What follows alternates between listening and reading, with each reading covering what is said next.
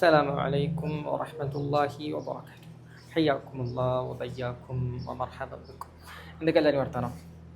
പിന്നെ നമുക്ക് റമദാനിലെ ഇതാണ് എനിക്ക് പറ്റാത്തത്. കണ്ണൊക്കെ ഈ കളറൊക്കെ നടിക്കുക. റമദാനിലെ ഹറമുകളിൽ തറാവീഹ് നിസ്കാരം അതിൻ്റെ വിശേഷങ്ങളാണ്.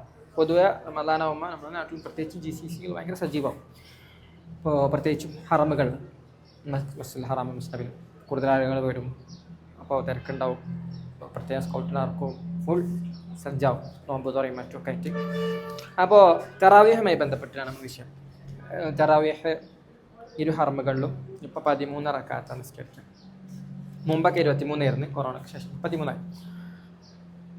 റക്അത്ത് നിസ്കരിക്കും.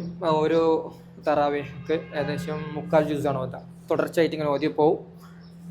റമദാൻ ലാസ്റ്റ് ആകുമ്പോഴത്തേന് ഖത്മാക്കുന്ന ഒരു രീതിയുണ്ട്. ഖുർആൻ ഫുള്ളും ഓതി തീർക്കും.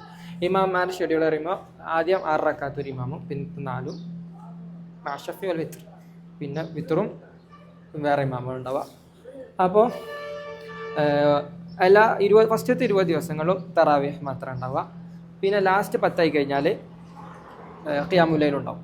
അപ്പോൾ 21-ാമത്തെ, അപ്പോൾ ഒന്നാമത്തെ തറാവീഹ് ഓതി, അതിൻ്റെ ബാക്കി രണ്ടാമത്തെ തറാവീഹ് ഓതി, അങ്ങനെ ഓതി അവസാനം 21-ാമത്തെ തറാവീഹ് ഓതിൻ്റെ ബാക്കി 21-ാമത്തെ ഖിയാമുൽ ലൈലിന് ഓതും. ഖിയാമുൽ ലൈലിന് സാധാരണ തറാവീഹ് കുറച്ചും കൂടി കൂടുതൽ ഓതുന്ന മനസ്സിലാക്കണം.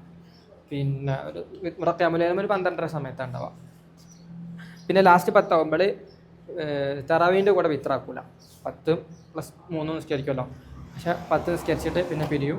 പിന്നെ ഖിയാമുൽ ലൈൽ പിന്നെ 10 നിസ്കരിക്കും, പിന്നെ അതിൻ്റെ കൂടെ വിത്രാക്കും. അങ്ങനെയാണ്. അപ്പോൾ ലാസ്റ്റ് 10 ആകുമ്പോൾ മൊത്തം 23 ഉണ്ടാവും. അപ്പോൾ 21-ാമത്തെ തറാവീഹ് ഓതിൻ്റെ ബാക്കി 21-ാമത്തെ ഖിയാമുൽ ലൈലിൽ ഓതും. അങ്ങനെ ലാസ്റ്റ് പിന്നെ അതിൻ്റെ ബാക്കി 22-ാമത്തെ തറാവീഹ്, 22-ാമത്തെ ഖിയാമുൽ ലൈൽ, 23-ാമത്തെ തറാവീഹ്, 23-ാമത്തെ ഖിയാമുൽ ലൈൽ, അങ്ങനെ ഓതി അവസാനം 29-ാമത്തെ തറാവീഹിന് എന്താക്കും? ഖത്മാക്കും. 29-ാമത്തെ തറാവീഹിന് ഖത്മാക്കും. നാസ് വരെ ഓതും.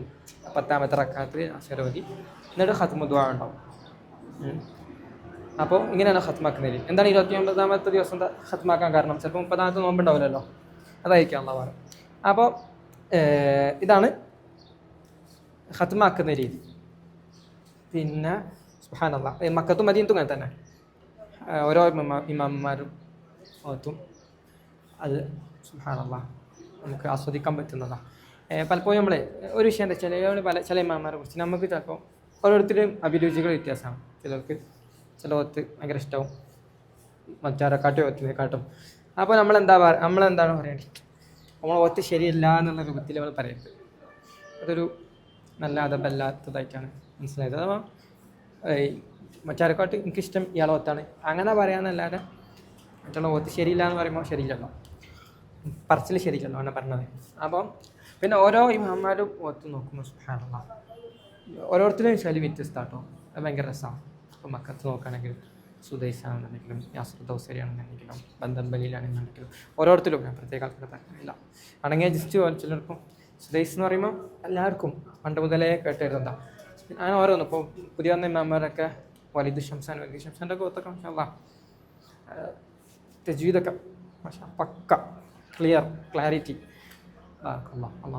അല്ലാഹു ബാരിക് ഫീ.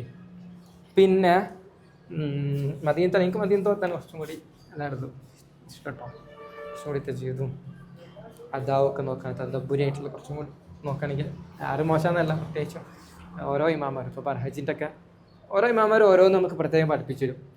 ഇപ്പോൾ ബർഹജിൻ്റെ ബാക്കിൽ എന്നാലും നമുക്ക് അൽ വഖ്ഫ് വൽ ബിത്താഹ് പഠിക്കാം.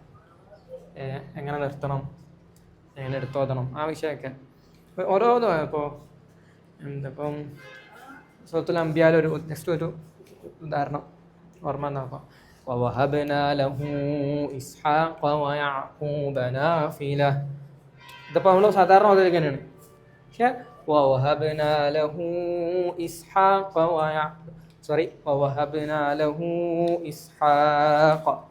وَيَعْقُوبَ نَافِلَةً. അപ്പോൾ അവിടെ വഖഫ് ചെയ്ത് കഴിഞ്ഞാൽ വേറെ അർത്ഥം കിട്ടും. അപ്പോൾ സുബ്ഹാനല്ലാഹ്, അപ്പോൾ വഖഫ് വൽ ഇബ്തിദാ ബർഹജിൻ്റെ അടുത്ത് പഠിക്കണം. അങ്ങനെ ഓരോ ഇമാമുമാരുടെ അടുത്തുനിന്നും ഓരോരുത്തരും ശൈലി വ്യത്യസ്തമാണ്. എനിക്കിപ്പോൾ നമ്മളെ എന്താണ് ആലി ഷെയ്ഖിൻ്റെയും പിന്നെ സുബൈദി, ഇവരെ രണ്ടാളെ ഓത്താണ് എനിക്ക് രണ്ടാമത് ഒരേപോലെ തോന്നിയത്. മനസ്സിലാവില്ല ആരാണ് ആലു ഷെയ്ഖാണ് സുബൈത്തിയാണോ നിന്നത് മനസ്സിലാവില്ല. പിന്നെ ആലു ഷെയ്ഖും സുബൈത്തിയൊന്നും അതേപോലെ ഹുദൈഫി ഒന്നും അലി അൽ ഹുദൈഫി ഒന്നും എന്തിൽ നിൽക്കില്ല, തറാവിക്ക് നിൽക്കില്ല. പ്രായമുള്ള ആളുകളൊന്നും തറാവിക്ക് നിൽക്കലില്ല. അപ്പോൾ മക്കത്താണെന്നുണ്ടെങ്കിലും ഫൈസൽ റസാവിനെ പോലത്തെ പ്രായമുള്ള ഇമാന്മാരുണ്ടല്ലോ, അവരൊന്നും ഹമീദൊന്നും എന്തിൽ നിൽക്കില്ല, തറാവിക്ക് ഉണ്ടാവില്ല.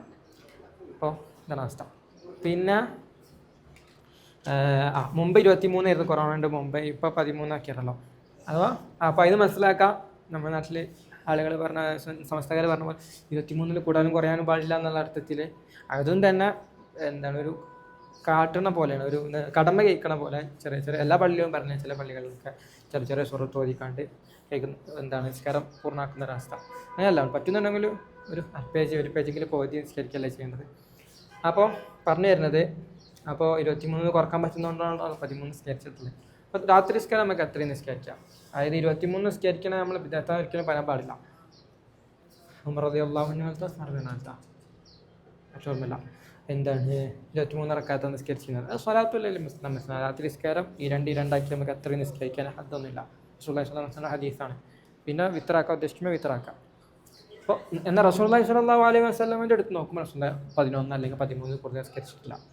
പിന്നെ റസൂലുള്ളാഹി സ്വല്ലല്ലാഹു അലൈഹി വസല്ലം നിസ്കാരം എന്ന് പറയുമ്പോൾ എങ്ങനെയാണ്? അഷ്റഫ് പറഞ്ഞ പോലെ നിസ്കാരത്തിനെ കുറിച്ച് എന്നോട് ചോദിക്കേ വേണ്ട, അതിൻ്റെ പ്രശ്നത്തിനെ കുറിച്ചിട്ടൊന്നും. കാരണം എന്താ, ഒരുപാട് ഓതി സൂറത്തുൽ ബഖറ, പിന്നെ നിസാ, ആലി ഇംറാൻ, ഇതൊക്കെ ഓതി നിസ്കരിക്കാം ഒരു ഇതിൽ തന്നെ, പിന്നെ ഒരു റക്അത്ത് തന്നെ. പിന്നെ റുക്കൂ ഏകദേശം കുറേ നേരം നിൽക്കും, അത്ര തന്നെ കുറേ നേരം നിൽക്കും. സുജൂദും ഒരുപാട്. അപ്പോൾ എന്തിനാണ് നിങ്ങൾ കഴിഞ്ഞു പോയത് വരാനിരിക്കുന്ന പാപങ്ങൾ പൊറുക്കപ്പെട്ട റസൂലങ്ങൾ എന്തിനാണ് ഇങ്ങനെ കഷ്ടപ്പെട്ട് നിങ്ങളായിട്ട് ഇങ്ങനെ നിസ്കരിക്കുന്നത് വെച്ചപ്പോൾ റസൂലുള്ളാഹി സ്വല്ലല്ലാഹു അലൈഹി വസല്ലം പറഞ്ഞതാണ് ഫലാഖ് ഷുക്കൂറ എന്നൊരു നന്ദിയുള്ളൊരു അടിമയാവേണ്ടത്. അപ്പോൾ റസൂലുള്ളാഹി സ്വല്ലല്ലാഹു അലൈഹി വസല്ലം നിസ്കാരം എന്ന് പറയുമ്പോൾ അങ്ങനെയാണ്. അപ്പോൾ നമുക്ക് ഒറ്റക്കൊക്കെ അങ്ങനെ നിസ്കരിക്കാൻ പറ്റും, കൂടുതൽ നിസ്കരിക്കും. അപ്പോൾ പറഞ്ഞു വരുന്നത് രാത്രി നിസ്കാരം കൂടുതലും നിസ്കരിക്കാം പ്രശ്നമല്ല. അത് പറയാൻ കാരണം എന്താ വെച്ചാൽ നമ്മുടെ നാട്ടിൽ ഇപ്പം പ്രശ്നം ഉണ്ടാവില്ല. കാരണം മുമ്പൊക്കെ 23 സമയത്ത് നമ്മുടെ നാട്ടിൽ ചില ആളുകൾ 11 കൂടാൻ പാടില്ല എന്ന് ധരിച്ച് വെച്ചിട്ട് 10 നിസ്കരിക്കുക അല്ലെങ്കിൽ 8 നിസ്കരിച്ചിട്ട് എന്ത് ചെയ്യും, വിത്തറ് പിന്നാക്കാൻ വേണ്ടി പിരിഞ്ഞു പോകും. അത് ശരിയല്ല. കാരണം എന്താ വെച്ചാൽ ഇമാമിൻ്റെ കൂടെ പൂർണ്ണമായി നിസ്കരിച്ചും ആ പ്രതിഫലം നഷ്ടപ്പെടുത്താണ് ചെയ്യുന്നത്. രാത്രി മുഴുവൻ നിസ്കരിച്ച പ്രതിഫലമാണല്ലോ ഇമാമിൻ്റെ കൂടെ ഫുള്ളായി നിസ്കരിച്ചുകൊണ്ട് പിരിഞ്ഞു പോകുമ്പോൾ കിട്ടുന്നത്. അപ്പോൾ അത് നഷ്ടപ്പെട്ടാണ് ചെയ്യുന്നത്. അപ്പോൾ കൂടുതൽ നിസ്കരിക്കാൻ പാടില്ല എന്നില്ല. ഓക്കെ, അതാണ് വിഷയം. പിന്നെ ഹറമുകളിൽ മസ്ജിദുൽ ഹറാം, മസ്ജിദ് നബവി, ഖുബ, മദീനത്തുൽ ഖുബ, ഖിബ്ലത്തെ, ഇങ്ങനത്തെ പള്ളികളിലൊക്കെ 13 റക്അത്താണ്. ബാക്കിയുള്ള സാധാരണ പള്ളികളിലൊക്കെ 11 റക്അത്ത്. പിന്നെ ഖുനൂത്ത് ഉണ്ടാവും. ഖുനൂത്ത് ഫസ്റ്റ് മുതലേ ഉണ്ടാവും. ഹറമുകളിൽ ഫസ്റ്റ് മുതലേ ഉണ്ടാവും. ഫസ്റ്റ് ഒന്നാമത്തെ റായിക്ക് മുതലേ ഉണ്ടാവും. പിന്നെ ചിലപ്പോൾ ചില ഇതിലൊക്കെ ഇപ്പോൾ കുറച്ച് മുമ്പ് ഒരു ഇമാമ് ഓതിയില്ല. അപ്പോൾ എന്താണ് ജനങ്ങളെ പഠിപ്പിക്കാൻ വേണ്ടിയിട്ടായിരിക്കും എന്ത് ഖുനൂത്ത് എന്തെല്ലാം നിർബന്ധമല്ല. ഒരു വിഷയം ഖുനൂത്ത് ഓതിയിട്ടില്ല വിചാരിച്ചിട്ട് നമ്മുടെ നാട്ടിലായാലും എന്താണ് ഖുനൂത്ത് ഓതാത്തെന്ന് വിചാരിക്കേണ്ട, സുന്നത്താണ്. അപ്പോൾ നമുക്ക് മനസ്സിലാക്കി തരാൻ വേണ്ടിയിട്ട് തന്നെ ഒക്കെയാണ് ഒഴിവാക്കിയിട്ടുണ്ടാവും. അപ്പോൾ അടുക്ക് അങ്ങനെ ഒഴിവാക്കുന്നതും അത് അങ്ങനെ ഒഴിവാക്കിയാൽ സുന്നത്താണ്, നിർബന്ധമില്ലാത്തതുകൊണ്ടാണെന്ന് മനസ്സിലാക്കാനും സാധിക്കാനും. അതേപോലെ സുന്നത്ത് ഖുനൂത്താണെങ്കിൽ സുന്നത്തുമാണേനും ഇപ്പോഴും നമ്മുടെ നാട്ടിൽ സുന്നത്താണെന്ന് അറിയാത്ത ആളുകളുണ്ട്. അപ്പോൾ അതാണ് വിഷയം. പിന്നെ ഇതൊക്കെ തന്നെ ചിലപ്പോൾ ഒക്കെ കഴിഞ്ഞ് പിന്നെയാണ് ഓർമ്മ ആ ഒരു പോയിന്റ് കൂടി പറയണ്ടായിരുന്നു. ഓർമ്മ ഒന്നുമില്ല വിചാരിക്കണേ. ഇൻഷാ അല്ലാഹ്. അപ്പോൾ ഇതാണ് 10 മിനിറ്റ് ആയില്ല, 9 മിനിറ്റ് കഴിഞ്ഞ് 10 മിനിറ്റ് അവസാനിപ്പിക്കാം.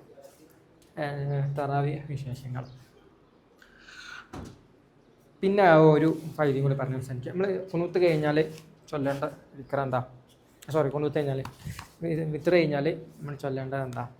സുബ്ഹാനൽ മലിക്കിൽ ഖുദ്ദൂസ്, സുബ്ഹാനൽ മലിക്കിൽ ഖുദ്ദൂസ്. ഫസ്റ്റ് 2 പ്രാവശ്യം സാധാരണ നിൽക്കും പറയാം. പിന്നെ ശബ്ദം കൂട്ടിയിട്ടും നീട്ടിയിട്ടും സുബ്ഹാനൽ മലിക്കിൽ ഖുദ്ദൂസ് ഇങ്ങനെ പറയൽ സുന്നത്താണ്.